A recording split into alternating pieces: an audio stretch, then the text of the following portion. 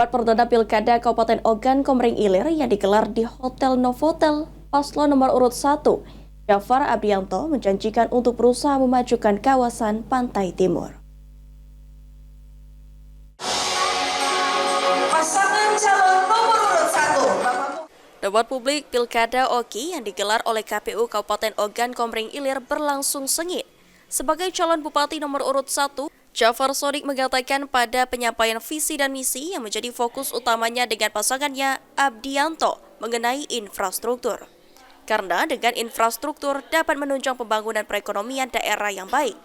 Selain itu juga, Jafar Sodik melihat potensi wisata di kawasan Pantai Timur sehingga perlu dikembangkan dengan membangun infrastruktur pendukung untuk masyarakat pesisir.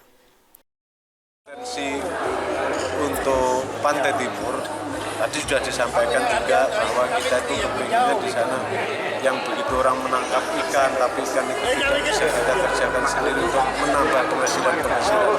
Otomatis di situ harus kita buatkan infrastruktur yang bagus. Dengan infrastruktur yang bagus tersebut akhirnya kita bukan jual bahan mentahnya, bahkan kita sudah barang jadi yang kita jual.